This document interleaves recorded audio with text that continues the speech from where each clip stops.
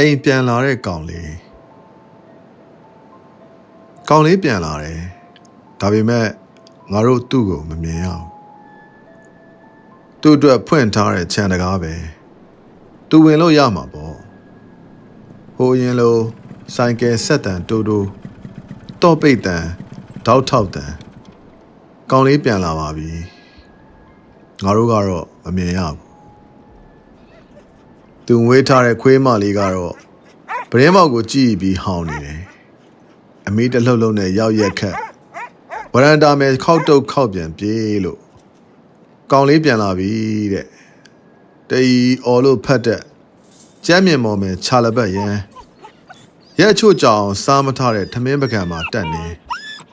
သူ့မယ်ပျော်နေလိုက်တာကောင်လေးပြန်လာလို့လေ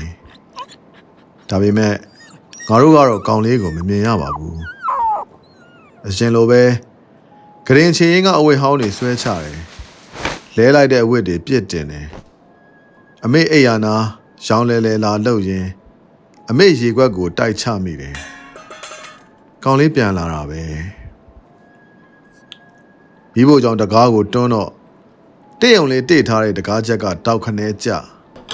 အဲ့နေရာကလန့်လို့တော့ကြည့်မိနောက်ဖေးဝင်ပြီးတော့တကားလဲတေချာမပိတ်ပြန်ဘူးတေးကြတယ်ကောင်လေးအိမ်ပြန်လာတာညနဲ့တကောင်မှရေခဲတစ်တာကိုမှွေနေတယ်ဖွင့်လိုက်ပိတ်လိုက်ဝရန်တာမဲရိုးရိုးရိတ်တိတ်ထလိုက်ထိုင်လိုက်ဟိုရင်လိုပဲအရက်ထိုင်တောက်နေတာဖြစ်မယ်ဒါဆိုကောင်လေးအိမ်ပြန်ရောက်ပြီတေးကြပါတယ်သူဟာအဲ့ဒီဝရန်တာလေးရဲ့အဲ့ဒီခုံလေးမှာပဲထိုင်နေတယ်သူ့တန်ရောစင်နန်စားလေးစီဖုန်းခေါ်ရင်စကားတချို့တိုးပြောနေတယ်တန်တရာတောင်ကျိုးမှာတယောက်တည်းချမ်းနေတဲ့အကြောင်းဖြစ်ချင်းဖြစ်မှာပေါ့ကောင်လေးအိမ်ပြန်လာပါတယ်လေဟိုးဝေးမှာ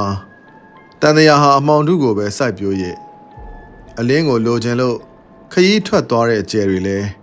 တနေ့အိမ်ပြန်ရောက်ရမယ်အကျွေးဆိုတာယူငင်ခဲ့ကြသူတွေပဲအတိအကျပြန်ဆက်ရမယ်စရင်မဟုတ်လားကောင်လေးကတော့အိမ်ပြန်လာပါတယ်ဘာမှမဖြစ်ခဲ့သလိုလေးတူတဲ့ဝဲသွားတဲ့ဖုံမုတ်လေးလမ်းပေါ်ပြန်ကျသွားသလိုစူးရှတဲ့မနက်ခင်းနေအောင်ကြီးကြောင့်အိမ်မဆိုးကနေဖြတ်ခနဲလန့်နိုးသွားသလိုအမေကတ်လူလိုက်တဲ့ဖျားပန်းပေါ်ကရေစက်လေးတောက်ခနဲပြုတ်ကျသွားသလိုကောင်လေးအိမ်ပြန်ရောက်ခဲ့တယ်ငါတို့ကတော့သူ့ကိုမမြင်ရဘူးစင်ငိမ်